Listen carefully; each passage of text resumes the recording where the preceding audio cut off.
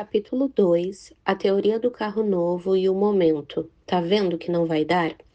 Quando você acredita que não vai dar, adivinha? Não vai dar. Sou filho do Jerônimo e da Célia e nasci em Botafogo, no Rio de Janeiro.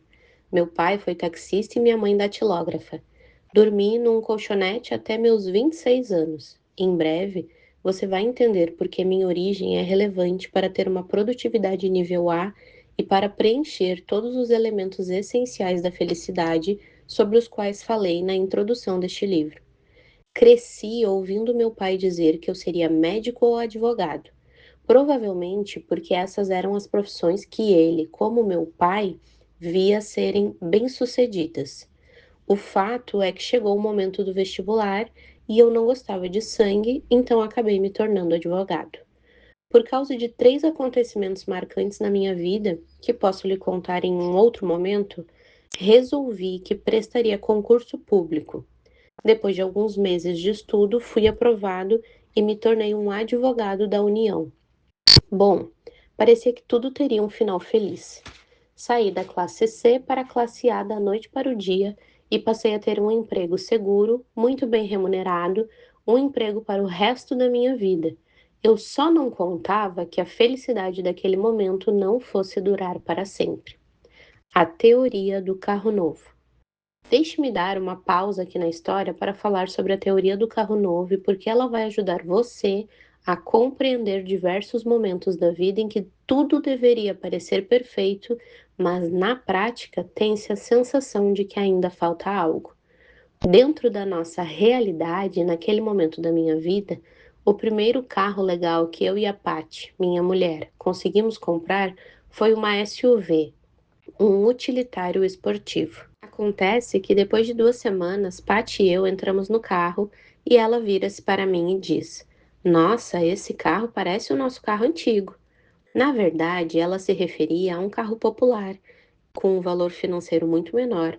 Praticamente qualquer pessoa é capaz de comprar, trabalhando por algum tempo.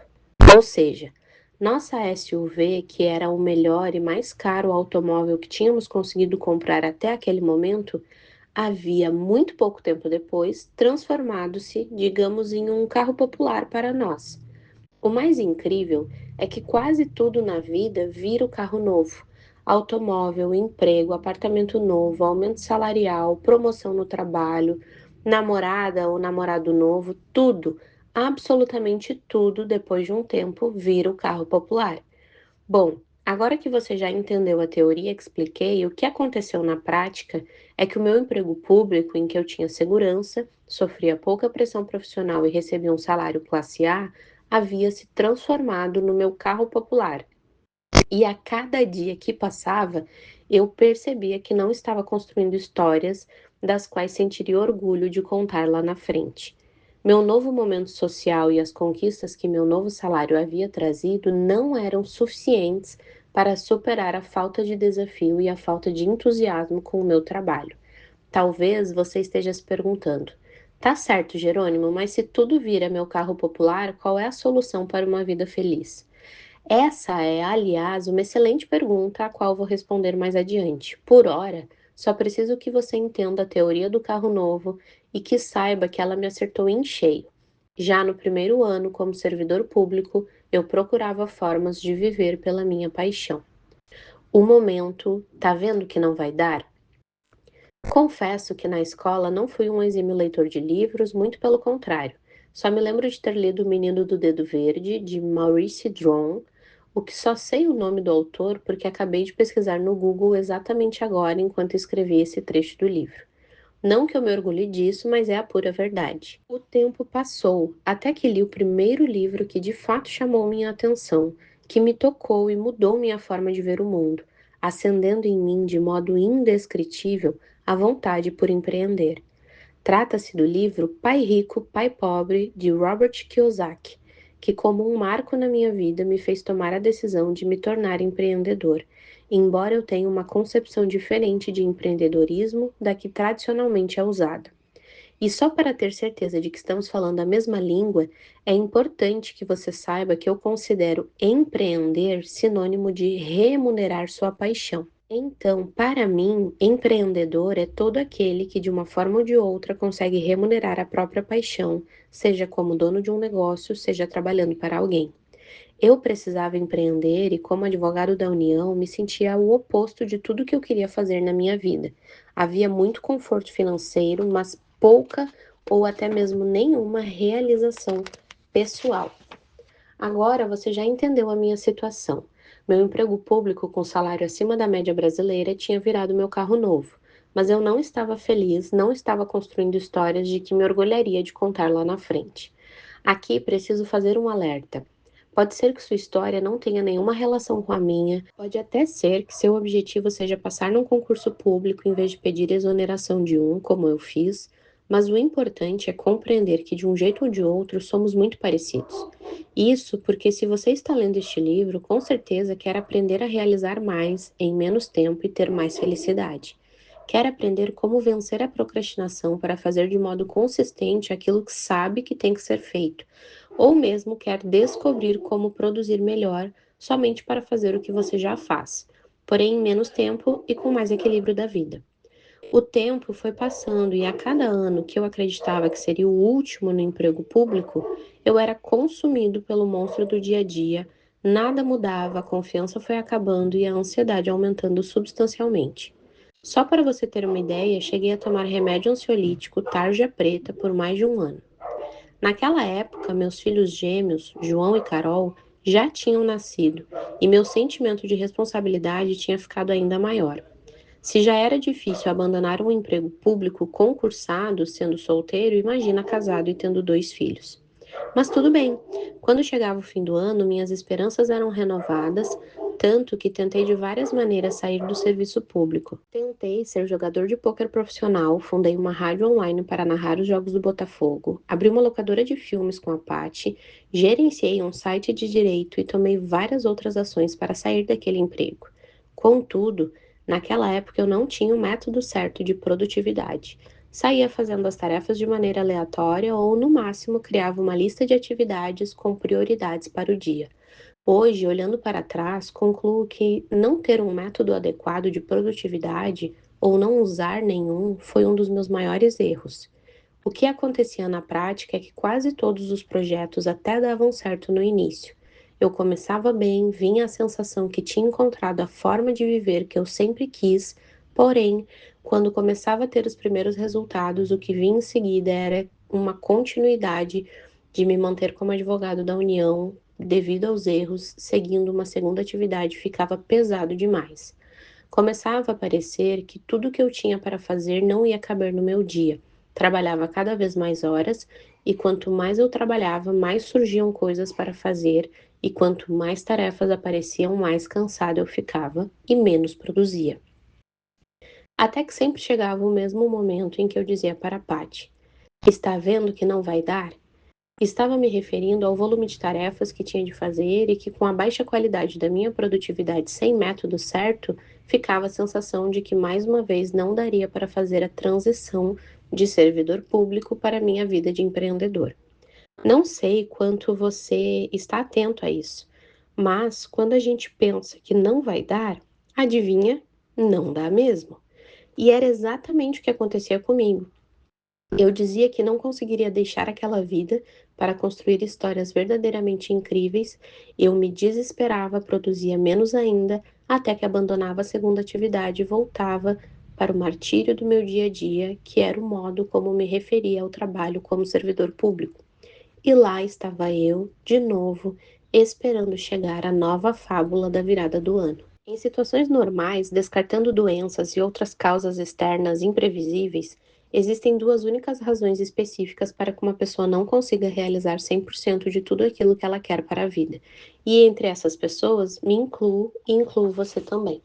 Razão número um: deixar de fazer ou adiar aquilo que sabe que precisa ser feito para dar prioridades a tarefas menos importantes ou que até parecem importantes naquele momento, mas que depois se percebe que não levaram a lugar nenhum. Razão número 2: ter atividades e tarefas demais para executar, o que faz o dia não caber em 24 horas. A primeira razão, deixar de fazer ou adiar aquilo que precisa ser feito, mascara tarefas irrelevantes, transformando-as em tarefas importantíssimas. Funciona mais ou menos assim. A pessoa se prepara para fazer algo muito importante que já vinha adiando há alguns dias, mas que enfim conseguirá executar. Pode ser escrever um artigo, fazer aquele trabalho da faculdade, concluir um relatório importante ou uma tarefa de trabalho, resolver um problema pessoal, iniciar um projeto. Ela se lembra de que para fazer aquilo é fundamental, antes, organizar as gavetas do escritório, as quais nunca incomodaram, ou limpar as caixas do e-mail, mensagens do WhatsApp. É como se existisse uma fila de tarefas que precisam ser feitas, muitas das quais não são relevantes. São atividades que apenas ocupam tempo. Em meio a elas, também existem outras que são importantes para alcançar aquilo que você quer na sua vida. Falaremos de tarefas de ocupação e tarefas de produção mais adiante. Conforme você vai resolvendo aquilo que é menos relevante, a fila vai andando e uma hora, por fim, chega o momento de executar aquela tarefa importante. Mas nesse momento, você transfere essa atividade importante para o final da fila e continua fazendo aquilo que não te leva a lugar nenhum. Por mais que a designação possa soar feia, priorizar tarefas menos importantes em vez daquelas que de fato deveriam ser executadas é a mais pura procrastinação. Os procrastinadores crônicos são aqueles que passam o dia completamente ocupados, mas com coisas que não são as que de fato os levam a conquistar os elementos essenciais da felicidade. E o pior nesse caso é que o procrastinador fica até mais cansado do que uma pessoa que tem nível A de produtividade, pois ele passa o dia tão ocupado que sequer vê os resultados acontecerem.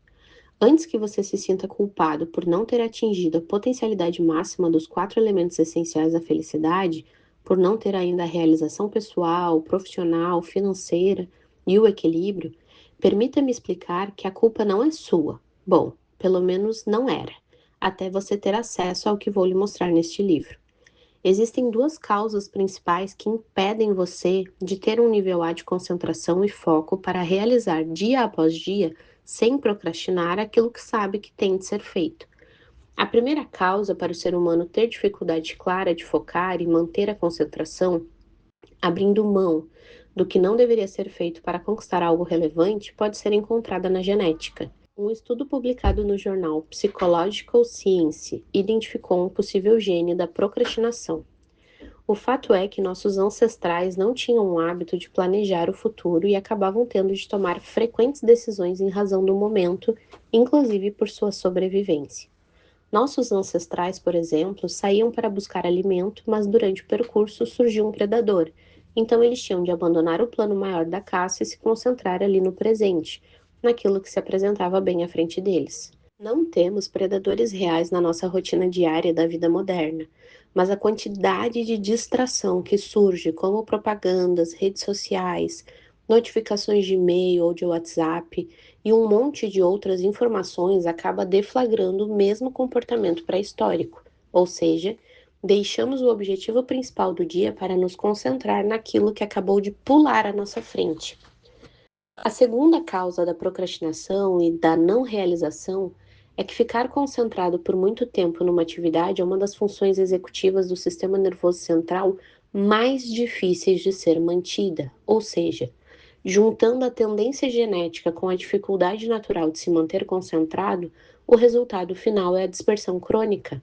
Na prática, significa dizer que essa combinação acaba fazendo o indivíduo pular de tarefa em tarefa numa velocidade nada benéfica, consumindo a produtividade e dando a sensação de que o dia voou e que ele não fez nada de importante. Você percebe que existe uma lógica e um padrão no comportamento das pessoas em geral? A razão número 2 para o monstro do dia a dia destruir sempre a fábula do ano novo é o fato de o indivíduo ter atividades e tarefas demais para realizar, o ponto de o dia não caber nas suas 24 horas. Eu mesmo vivi muitos dias assim. Acordava cedo, trabalhava focado, respondia dezenas de pessoas, incontáveis de mensagens no WhatsApp, retornava ligações, pagava contas, levava os filhos à escola, mal tinha tempo para almoçar e muitas vezes sequer me lembrava de beber água. Naquela época, o fato de pensar em acrescentar algo à minha rotina era simplesmente desesperador. Sempre que alguém me dizia que tinha algo ou algum projeto ou curso que era minha cara, eu nem queria parar para ouvir. Afinal, eu não daria conta mesmo. Lembro-me de dias e mais dias em que o telefone tocava e eu não tinha coragem sequer de verificar quem era o número, pois sabia que teria de atender e parar de fazer as tarefas que mal cabiam na minha rotina. Aqui eu me lembro de quando jogava tênis com um amigo no Rio de Janeiro. Nós éramos de fato ruins naquilo. Até que um dia apareceu um professor de tênis e ofereceu uma aula gratuita. Eu aceitei e naquela primeira aula a única coisa que o professor me ensinou foi como bater na bola.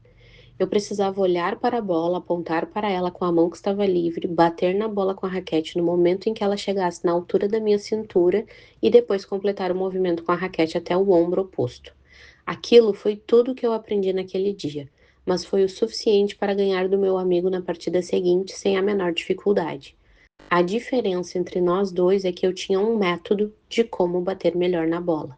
É isso que acontece com quem leva a vida sem dominar um método para produzir melhor a produtividade. Tentar fazer com que todas as tarefas caibam em um dia sem ter uma técnica adequada para isso é exatamente como tentar jogar tênis sem nunca ter aprendido a acertar a bola. Não sei a razão pela qual você está lendo este livro e quer alcançar ainda mais produtividade. Se ainda não chegou lá, foi por estar com coisas demais para fazer e não conseguir estruturá-las, ou porque tem coisas de menos, mas não consegue evitar de procrastinar na hora de fazer o que deve ser feito. Essas duas razões representam 100% dos alunos que passaram pela Academia da Produtividade, e elas são os grandes destruidores de uma realização. Pare por um instante e com honestidade avalie as metas que ainda não atingiu. Provavelmente aquelas mesmas que anotou no exercício do ano anterior. A seguir, marque um X na razão pela qual ainda não conseguiu realizar suas metas. Se não tiver uma resposta exata, escolha a opção que se aproximar mais da sua realidade. Opção número 1. Até começo bem, caminhando na direção de concretizar o que quero para minha vida, mas depois de um tempo acabo deixando de fazer aquilo que sei que tenho que fazer, adiando o que deve ser feito, priorizando de maneira errada algumas outras tarefas do meu dia a dia e as coisas acabam não acontecendo. Opção número 2. Tenho atividades e tarefas demais para executar, tanto que as 24 horas do dia são insuficientes, a ponto de não conseguir fazer aquilo que sei que devo fazer para alcançar meus objetivos, ou seja, até tento, mas não dá tempo.